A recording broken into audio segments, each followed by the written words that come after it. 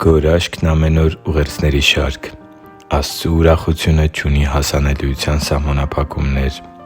Այսօր մենք ավարտում ենք սթրեսի վերաբերյալ մեր շարքը, որը հատկապես կարևոր է դժվարություններով ու վտանգներով լեցուն մեր օրերում։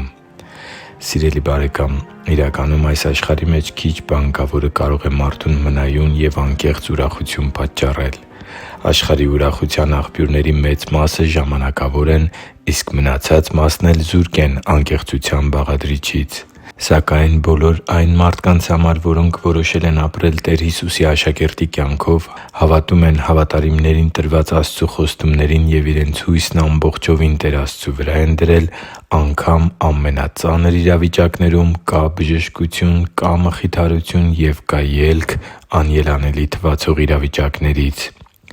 Մեր իրականությունը լի է ցավով, հիասթափություններով և անորոշությամբ։ Մի կողմից այս ամենը սթրեսի ուժգնացման ու խորացման աղբյուրներ են, իսկ մյուս կողմից միայն սթրեսը հաղթահարել սովորած մարդիկ կարող են ուժ գտնել իրենց մեջ և օգնել թե՛ իրենց և թե՛ իրենց շրջապատի մարդկանց։ Սթրեսի հաղթահարման մի կարևոր բանալի կա, որն այսօր ուզում եմ քեզ փոխանցել։ Գիտե՞ս արդյոք, որ Աստծու ուրախության մեջ զորություն կա։ Եթե կա մեկ միջոց, որն իր մեջ զորություն ունի իրավիճակ փոխելու քո կյանքում, ապա դա Տիրոջ ուրախությունն է։ Ես գիտեմ, որ այսօր ուրախանալու ժամանակներ չեն, բայց Աստվածաշունչը խոսում է ոչ թե մեր ուրախության մասին, այլ Տեր Աստծու ուրախության։ Նեհեմիայի գրքի 8-րդ խոսքում կարդում ենք. «Մի՛ տրտմեք, որովհետև Տիրոջ ուրախությունը ձեր զորությունն է»։ Պողոս առաքյալը ծանրագույն հալածանքներով անցնող հավատացյալներին հորդորում էր ընդունել Տիրոջ ուրախությունը։ Փիլիպպեցիս 4:4 խոսքում կարդում ենք. «Միշտ Տիրոջով ուրախ եղեք, դարձյալ ասում եմ՝ ուրախ եղեք»։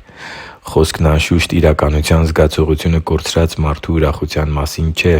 Խոսքն այն մասին չէ, որ կորուստի ու սուգի ժամանակ Փիլիպպեի հավատացյալները պետք է ուրախանային։ Պողոս առաքյալը բանտում էր, երբ գրում էր այս հատվածը, ինչը մեզ բացահայտում է այդ խոսքերի իրական իմաստը։ Անգամ բանտում, նույնիսկ ամենավատ իրավիճակներում, նույնիսկ պատերազմի ու վտանգների մեջտեղում Տեր Աստծու սիրտն ուրախացնելը մեծ զորություն է պարգևում այդ ուրախության պատճառ դարձած մարդկանց։ Եթե մարդու ուրախությունը կախված է նրա իրավիճակից ու կյանքի իրադարձություններից, ապա Աստծու ուրախությունը մեր ընտրության և կայացրած որոշումների հարց է։ Երբ մենք ապրում ենք այնպիսի կյանքով, որն ուրախացնում է Աստծու սիրտը, Տերն էլ Իր հերթին բժշկում է մեր իրավիճակները, որպեսզի Նրա ուրախությունը լցվի մեր սրտերի մեջ։ Տեր Աստծու ուրախության մեջ զորություն կա, որը ոչ միայն քեզ կազատի քո սթրեսային ու դեպրեսիվ ընթացքից, այլև դրական իմաստով կվարակի նաև քո շրջապատի մարդկանց ու կփոխի քո կյանքի իրավիճակները։ Հենց այսպիսի մարդկանց համար է Աստված Իր Խոսքի մեջ մեզ փոխանցում այս ճշմարտությունը. «Երբ ջրերի միջով անցնես, Ես քեզ հետ կլինեմ. երբ անցնես գետերով, դրանք քեզ չեն ողողի. երբ քայլես կրակի միջով, չես այրվի, և բոցը քեզ չի լափի» Եսայիայի մարգարեություն 43:2 խոսք։ Որքա՜ն կարիք ունենք մենք և որքա՜ն կարիք ունի մեր երկիրը, որպեսզի այս խոսքերը ճշմարտապես իրականանան մեր կյանքերում։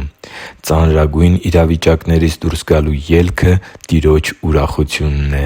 Տիրոջ ուրախության մեջ մեծ զորություն կա։ Տիրոջ սիրտն ուրախացնողների համար գերբնական մի ուժ կա, որն իրավիճակներ է փոխում։ Աստծու համար թանկ ու սիրելի՛ զավակ, անկախ նրանից, թե ինչի միջով ես անցնում, անկախ նրանից, թե ինչ մարտահրավերների ու վտանգների առջև ենք կանգնած, ե՛կ վստահենք Աստծու Խոսքին։ Ե՛կ դառնանք Աստծու սիրտն ուրախացնող մարդիկ։ Ե՛կ փոխվենք ու փոխակերպվենք, ապաշխարենք ու ապրենք Քրիստոսի աշակերտի կյանքով։ Տիրոջ ուրախությունը չունի հասանելիության սահմանափակումներ։ Այն կարող է գալ քո կյանքի մեջ։ Այն կարող է գալ մեր երկրի ու մեր ազգի մեջ։ Այն կարող է ազատել քեզ քո կյանքի սթրեսներից։ Այն կարող է ազատել մեզ բոլոր վախերից ու անհանգստություններից։ Աղոթե՛նք մեր երկրի համար։ Աղոթենք դժվարին ու ծանր իրավիճակում հայտնված մեր յուրաքանչյուր հայրենակցի համար։ Աղոթենք Աստծու սիրտն ուրախացնող ժողովուրդ դառնալու համար։ Եվ աղոթենք, որպեսզի հասկանանք, որ մեկ անհատի ապաշխարությունն ու նվիրումը մեծ ուրախություն է ծնում երկնքում։ Հիշի՛ր, որ դու Աստծո հրաշքն ես, և Աստված սիրում է քեզ։ Շնորհակալ եմ, որ դու կա՛ս։